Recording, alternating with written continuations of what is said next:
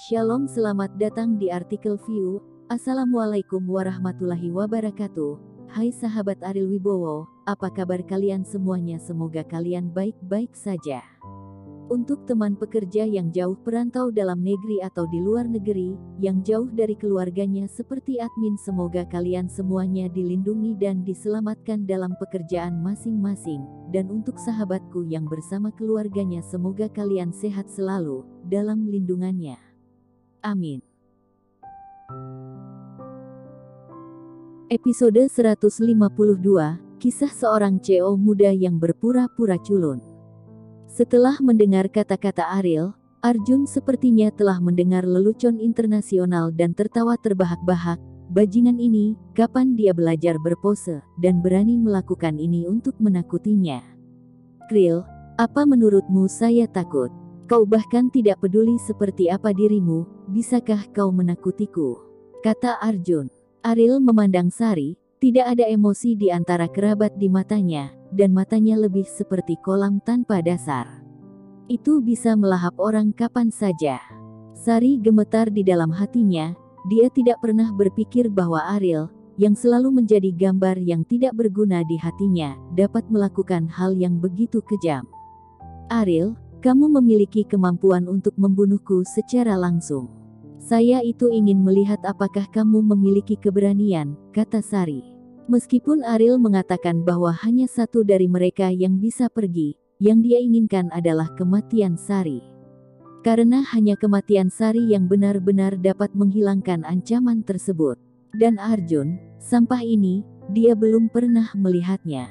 Lebih penting lagi, Arjun harus kembali ke kebun waru untuk melanjutkan pemenjaraannya, dan dia tidak bisa mati. Apakah kamu tidak merasa kasihan pada Arjun? Mari kita lihat berapa lama kamu bisa bertahan.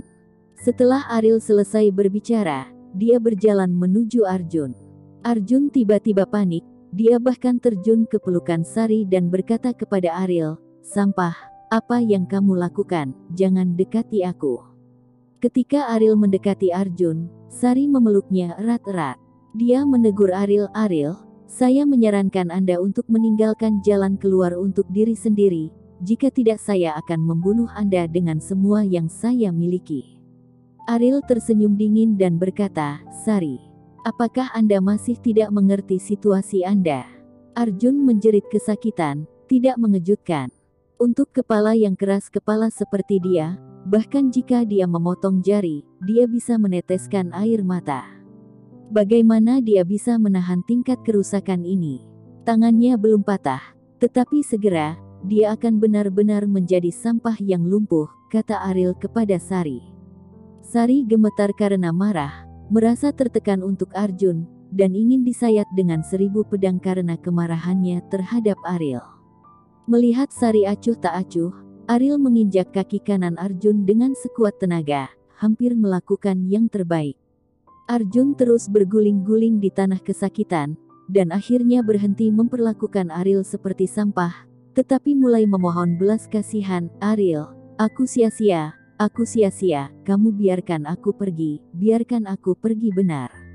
Kaki pertama, Ariel acuh tak acuh terhadap permintaan belas kasihan Arjun, mengatakan kepada Sari. Kelopak mata Sari melonjak, dan pada saat ini dia benar-benar melihat metode kejam Ariel. Kaki kedua, Ariel menyerang kaki Arjun yang lain lagi. Dalam waktu kurang dari 1 menit, Arjun ditakdirkan untuk hanya bisa bertahan selama sisa hidupnya. Dapatkan di kursi roda. Jeritan-jeritan bergema di villa untuk waktu yang lama. Lina merasa lemah dan kehilangan jiwanya. Ariel, apakah itu orang seperti itu? Ternyata dia sangat menakutkan. Lina tidak sabar untuk berlutut di hadapan Ariel untuk minta maaf atas perilakunya yang berlebihan sebelumnya. Sari, dia hanya bisa duduk di kursi roda selama sisa hidupnya. Apakah kamu tega melihatnya memberinya makan bahkan setelah makan? Bukankah ini cucumu yang paling berharga? Ariel berkata dengan dingin. Wajah Sari penuh dengan rasa sakit. Dia benar-benar tidak tahan melihat Arjun disiksa lagi. Ini adalah harta yang dia besarkan di telapak tangannya sejak dia masih kecil. Bahkan jika itu ada di mulutnya, dia takut melelehkannya. Ariel, bagaimana kamu bisa memperlakukan saudaramu seperti ini? Bagaimana kamu bisa memperlakukanku seperti ini? Sari meraung. Kamu ingin membunuhku? Aku tidak melawan. Apakah kamu ingin meregangkan lehermu dan membiarkanmu memotongnya? Sari, kamu bukan orang yang memutuskan sesuatu di dunia ini, dan kamu tidak memenuhi syarat untuk menjadi seorang diktator. Ariel berkata dengan tenang, "Nenek, kamu sudah sangat tua, tolong biarkan aku hidup dengan baik, tolong. Arjun tahu bahwa hanya ketika Sari meninggal dia bisa hidup. Ketika hidupnya sendiri terancam, bagaimana dia bisa peduli dengan hidup atau mati Sari? Ketika Sari mendengar ini, dia tidak percaya, Arjun benar-benar ingin dia mati. "Arjun, apakah kamu tahu apa yang kamu bicarakan? Aku adalah nenekmu," kata Sari. "Anda seorang nenek, jadi Anda harus membuat saya tetap hidup, bukan? Apakah Anda bahkan ingin membunuh cucu Anda sendiri?" ucap Arjun. Sari tampak putus asa, cucu yang berharga ini yang mengatakan bahwa dia akan merawatnya selama sisa hidupnya sejak dia masih kecil, dia benar-benar akan membiarkannya mati saat ini. Setelah bertahun-tahun mencintai, bahkan jika itu digunakan pada seekor anjing, dia harus melindunginya dengan nyawanya. Dan bagaimana dengan Arjun? Hanya di saat krisis, biarkan dia mati. "Sari, cucumu yang berharga ingin kamu mati, maukah kamu mati?" kata Ariel. Sari mengertakkan gigi geraham belakangnya. "Tidak seperti ini, seharusnya tidak seperti ini. Rencananya sempurna, mengapa menjadi seperti ini? Mengapa dia bisa keluar dari penjara?" "Ariel, bagaimana kamu meninggalkan kebun waru? Siapa yang membantumu?" Setelah berbicara, Sari memandang Darius, dan melanjutkan dengan tatapan ganas, "Darius, kamu tidak mengatakan kamu tidak terlibat dalam hal ini. Mengapa kamu menyelamatkannya dari penjara?" Darius tersenyum ringan dan berkata, "Aku tidak menyelamatkannya. Hanya saja kamu telah meremehkannya selama ini. Sejak saya menerima panggilan Anda untuk kembali ke Jakarta, saya sudah menebak rencana Anda. Sari, Anda pikir ini adalah dunianya. Hanya Anda orang pintar." Pada saat ini, Ariel berjalan ke arah Arjun lagi.